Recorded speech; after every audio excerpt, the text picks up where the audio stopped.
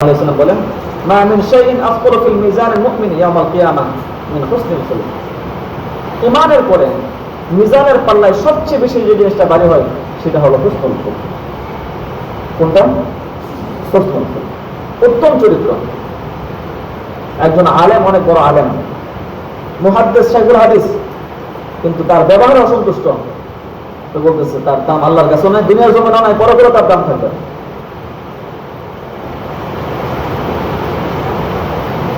আরেক হাদিসের মধ্যে আছে, রাসূল সাল্লাল্লাহু আলাইহি ওয়াসাল্লামকে জিজ্ঞাসা করা হলো, মানুষ মাইয়ুদখিলুন নাস আল জান্নাহ, কোন জিনিস মানুষকে সবচেয়ে বেশি জান্নাতে প্রবেশ করাবে?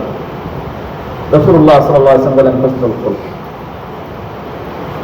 কোন জিনিস? হুসনুল খুলুক। ঈমানের পরে সবচেয়ে বেশি ভালো হবে কোন জিনিস? হুসনুল খুলুক। মানুষকে সবচেয়ে বেশি জান্নাতে প্রবেশ করাবে কোন জিনিস? হুসনুল খুলুক। ঈমান শব্দ, ঈমানের পরে সবচেয়ে বেশি মানুষ যে জিনিসের মাধ্যমে জান্নাতে যাবে সেটা কোনটা? উত্তম আখলাক। এই হুসনুল খুলুক শব্দটা অনেক ছোট, কিন্তু তার অর্থ অনেক ব্যাপক। তার মধ্যে যদি হুসনুল খুলুক চলে আসে, এই গুণ তার মধ্যে চলে আসে, এর দ্বারা কারো বিপদ শেখার হবে না, কারো পরনিন্দা হবে না, চুগলখড়ি হবে না, মিথ্যা কথা বলবে না, নামাজ ছুটবে না, সুন্নত ছুটবে না, মুস্তাহাব ছুটবে না, কোনো মানুষ তার দ্বারা কষ্ট পাবে না, প্রতিবেশী তার দ্বারা কষ্ট পাবে না, তার দ্বারা সন্তান হক আদায় করা সহজ হবে, তার দ্বারা স্ত্রী হক আদায় করা সহজ হবে, উস্তাদ ছাত্র হক আদায় করতে পারবে, ছাত্র উস্তাদের হক আদায় করবে। কিন্তু যদি এই গুণ আমাদের মাঝে না থাকে, তাহলে আমরা অনেক বড় আলেম হতে পারবো, কিন্তু সমাজে তার কোনো দাম থাকবে না। রাসূলুল্লাহ সাল্লাল্লাহু আলাইহি ওয়াসাল্লাম বলেছেন, হুসনুল খুলুক এমন একটা জিনিস, এমন এক গুণ, যে গুণ তার অন্য সকল গুণকে আলোকিত করে। তোমার এলেম কেমন নাই, শিক্ষক হিসেবে এত ভালো শিক্ষক না, কিন্তু তার ব্যবহারে সকল ছাত্র মুক্ত। ছাত্র বাড়িতে যায়, এই উস্তাদের আলোচনা করে, মহল্লা যায়, এই উস্তাদ সম্পর্কে আলোচনা করে, কারণ এই উস্তাদের ব্যবহারে সে কি সন্তুষ্ট। তো হুসনুল খুলুক এমন এক গুণ, যে গুণের কারণে অন্য সকল গুণের মধ্যে ত্রুটি থাকলেও আল্লাহ সেগুলো কি করে দিবেন? আলোকিত করে দিবেন। আর সুয়ে খুলুক, বদ আখলাক, বদ স্বভাব, এটা এমন এক দোষ, যে দোষের কারণে অনেক ভালো ভালো গুণ তার কি হয়ে যায়? ঢাকা পড়ে যায়। এই জন্য রাসূল সাল্লাল্লাহু আলাইহি ওয়াসাল্লাম এবং আল্লাহ ঘোষণা করছেন, ইন্নাকা লাআলা খুলুকিন আযীম। রাসূলের ব্যাপারে আল্লাহ কি করতেছেন? ঘোষণা করতেছেন যে হ্যাঁ নবী, আপনি হলেন পৃথিবীর মাঝে সর্বোত্তম আখলাকের অধিকারী।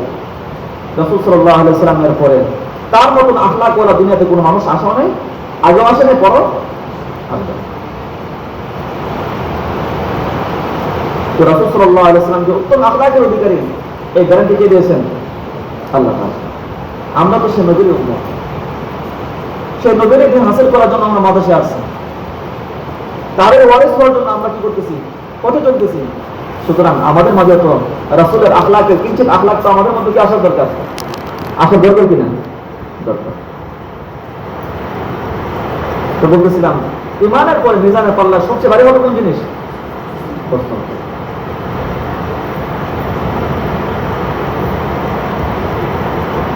এই জন্য আমার একটা চিন্তা করার দরকার, সকলকে চিন্তা করার দরকার, হুসনে আখলাক আমার মাঝে কি বিদ্যমান আছে। আমি কথা বলতে আমার কথায় মানুষ অসন্তুষ্ট হয়, আমার ব্যবহারে মানুষ অসন্তুষ্ট হয়, আমার চলাফেরা আমার সাথে কষ্ট পায়, আমি শুধু আমারটাই বুঝি, সাথী ভাইয়ের কষ্ট হবে না, অসুবিধা হবে, সেগুলো আমি দাঁড়াই না, আমি হুসনে আখলাক বানাতে পারবো না। হুসনে আখলাকের একটা গুণের একটা বৈশিষ্ট্য হলো যে অন্যকে নিজের উপর কি দেওয়া, প্রাধান্য দেওয়া। আমার ভালো চেয়ে অন্যের ভালোটা বেশি দেখা, আমার সুবিধার চেয়ে অন্যের সুবিধা কি করা বেশি দেখা। এগুলো হলো হুসনে আখলাকের বৈশিষ্ট্য। কারো নিন্দা না করা, কারো বিপদ শেখাতে লিপ্ত না হওয়া, এটা হলো হুসনে আখলাকের বৈশিষ্ট্য। সুন্নতের খারাপ কোনো কাজ না করা, এটা হুসনে আখলাকের বৈশিষ্ট্য। প্রত্যেকটা জিনিসকে যেভাবে করার দরকার সেভাবে কাজ করা, এটা হুসনে আখলাকের বৈশিষ্ট্য। উস্তাদের সাথে কিভাবে কথা বলবো, উস্তাদের সাথে যেভাবে কথা বলা দরকার সেভাবে আরো বজায় কথা বলা, এটা হচ্ছে আখলাক অন্তর্ভুক্ত। আমার সাথে সঙ্গী প্রতিবেশী যারা আছে তাদের সঙ্গে আমি সকল আমাকে মহব্বত করবে এমন আচরণ করা, এটা হচ্ছে আখলাকে অন্তর্ভুক্ত। আমি যেখানে যাই, যখন ছাত্ররা আমার নাম শুনবে 10 বছর পর হলে বলবেন যে আমাদের মাদ্রাসায় আমাদের এক বড় ভাই ছিল, ছোট ভাই ছিল, অনেক ভালো ছিল, সুন্নতের পাবন্দি ছিল। এই সকল আখলাক যদি আমার মাঝে ফিট হয়, তবে আমার আলোচনা, আমি চলে যাবো ঠিকই, কিন্তু আমার আলোচনা কিন্তু কি থাকবে, দুনিয়ার জমিনে বাকি থাকবে। রাসূলুল্লাহ সাল্লাল্লাহু আলাইহি ওয়াসাল্লাম হাদিসে বলতেছেন,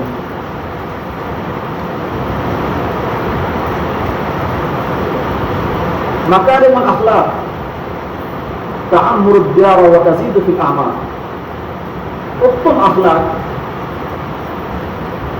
উত্তম আখলাকের মাধ্যমে সমাজের মাঝে, দেশের মাঝে শান্তির পরিবেশ সৃষ্টি হয়। ওয়া তাজিদু ফিল আমাল, এবং তার বয়স বৃদ্ধি পায়, তার আয়ু বৃদ্ধি পায়। মুহাদ্দিসিনে কেরাম এই হাদিসের ব্যাখ্যায় কয়েকটা ব্যাখ্যা করেছেন। একটা হলো ওয়া তাজিদুল আমাল, তার বয়স বৃদ্ধি পায়, আয়ু বৃদ্ধি পায়। আয়ু তো আল্লাহ আগে লিখে রাখছেন, তার বয়স কত হবে, তাহলে বৃদ্ধি পাবে কেন? এটার জবাব কি হবে? মুহাদ্দিসিনে কেরাম বললেন যে তার আয়ু বৃদ্ধি পাবে এই হিসাবে যে মানুষটা দুনিয়া থেকে চলে যাবে, 50 বছর পর মানুষটাকে স্মরণ করবে, সে মরে যাওয়ার পরও সে কি রয়েছে, অমর হয়েছে। মানুষ যদি ভালো করে, ভালো করার পর সে দুনিয়া থেকে চলে গেলে তার আলোচনা মানুষের মুখে মুখে চলতে থাকে। মানুষ যদি খারাপ করে, তার আলোচনা মানুষ কি করেন, দীর্ঘ সময় পর্যন্ত আলোচনা করে। সুতরাং আমি যদি চাই আমি দুনিয়া থেকে যাওয়ার পরও চির অমর থাকতে, তখন আখলাককে সুন্দর করতে হবে। রাসূলুল্লাহ সাল্লাল্লাহু আলাইহি ওয়াসাল্লামের আখলাক দেখে কত কাফের মুশরিক ইহুদি তারা কি হয়ে গেছে, মুসলমান হয়ে গেছে। শুধু তরবারির জোরে কি হয় না, ইসলাম আসে নাই। তরবারির জোরের পাশাপাশি প্রশ্নে আখলাকের বৈশিষ্ট্যের কারণে কি হয়েছে, মানুষ ধরে ধরে ইসলামের সাথে আসছে। আজকে আমার ব্যবহারে মানুষ অসন্তুষ্ট, আমার ব্যবহারে আমার সাথী ভাই অসন্তুষ্ট, আমার উস্তাদ অসন্তুষ্ট, আমার মা বাবা অসন্তুষ্ট, অথচ আলেম হতে দিয়েছে। এই আলেম হওয়ার দ্বারা দুনিয়া আমার দ্বারা উপকৃত হবে না, পরকালে আমি এই আলেম দ্বারা আমি অর্জন করতে, কিছু অর্জন করতে পারবো।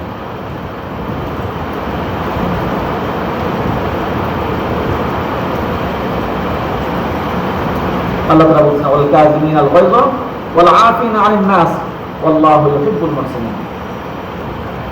মানুষের একটা বৈশিষ্ট্য হলো, উত্তম আখলাকের, হুসনে আখলাকের একটা বৈশিষ্ট্য হলো, যখন গুসা আসবে, কারো প্রতি রাগ হবে, সে তোমার কোনো জিনিস নষ্ট করছে, তোমাকে মানসিকভাবে কষ্ট দিছে, তোমার কোনো সম্পদ নষ্ট করছে, তোমার গুসা আসছে ঠিকই, এবং তাকে শাস্তি দেওয়াও দরকার, কিন্তু যদি শাস্তি না দিয়ে যদি ওয়াল কাযিমিনাল গায়য, তোমার রাগকে দমন করতে পারো, ওয়াল আফিনা আনিন নাস, এবং তাকে ক্ষমা করে দিতে পারো, তাহলে আল্লাহু ইউহিব্বুল মুহসিনিন, আল্লাহ পাক ক্ষমাকারীকে, আল্লাহ তাআলা নম্রতা অবলম্বনকারীকে কি করেন, ভালোবাসেন। ওয়া জাযাউ সাইয়্যাতিন সাইয়্যাতুন বিমিসলিহা,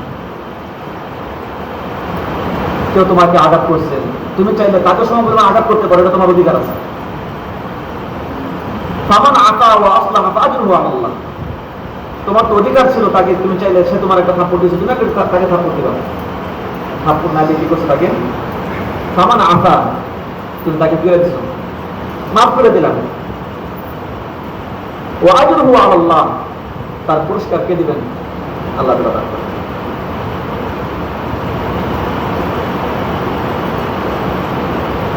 এই জন্য আমরা আলেম হইতেছি, আমরা রাসূল সাল্লাল্লাহু আলাইহি ওয়াসাল্লামের ওয়ারিস হওয়ার আমরা পথে চলতেছি। আমার আখলাককে এখন থেকে সুন্দর করা দরকার। অনেক মাদ্রাসায় গেলে ছাত্রদের নম্রতা, তাদের চলাফেরা, কথাবার্তা দেখলে দিলটা ভরে যায়। আমাদের তো মন চায় যে আমাদের এখানে ছাত্ররা যারা আছে তারাও কি হোক, উত্তম আখলাকের অধিকারী হোক। তাদেরকে দেখে যেন মানুষ যখন আসবে, দেখতে মনে হবে যে না, তারা তো একজন ফেরেশতা। তোমাদের চলাফেরা, তোমাদের আখলাক, তোমাদের কথাবার্তা যখন দেখবে সুন্দর মনে হবে, এবং তারা তোমাদের জন্য ভালো ভালো বলবে। উস্তাদ যারা আছেন তারাও দিল থেকে আনন্দিত হবেন, মন ভরে তোমাদের জন্য দোয়া করবেন। এই জন্য নম্রতা অবলম্বন করা। আল্লাহ তাআলা বলতেছেন, ফাবিমা রাহমাতিন মিনাল্লাহি লিনতা লাহুম ওয়ালাউ কুনতা ফাদদান গালিযাল কলবি লান ফাদদু মিন হাওলিক।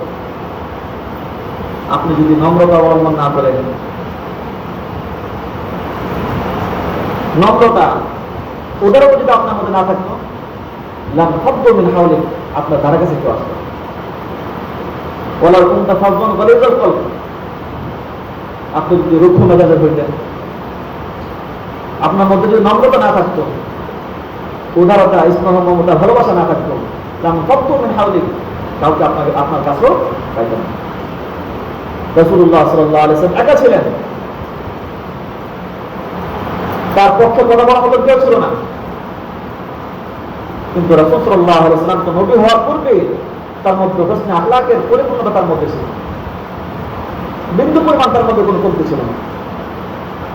তার সেই হোসনে আখলাকের কারণে যখন তার কাছে কেউ ছিল না, দিনের দাওয়াত দিতেছেন, মানুষ বুঝতেছেন কিছু মানুষ ভাই এই লোকটা তো জীবন ভর কখনো মিথ্যা বলে নেই, কাউকে ধোঁকা দেয় নাই, কাউকে কষ্ট দেয় নাই, কারো মনে আঘাত দেয় নাই, সুতরাং সে যা বলতেছে তা তো মিথ্যা হওয়ার কথা না, সত্যিই হবে। রাসূল সাল্লাল্লাহু আলাইহি ওয়াসাল্লামের আখলাক, তার ব্যবহার, তার উদারতা ইত্যাদি দেখেন শত শত লক্ষ লক্ষ মানুষ হয়েছে মুসলমান হয়েছে। তো সুতরাং আমার মাঝেও কি করা দরকার, হোসনে আখলাকের সেই গুণ ধারণ করা দরকার, অন্যকে ক্ষমা করার গুণ,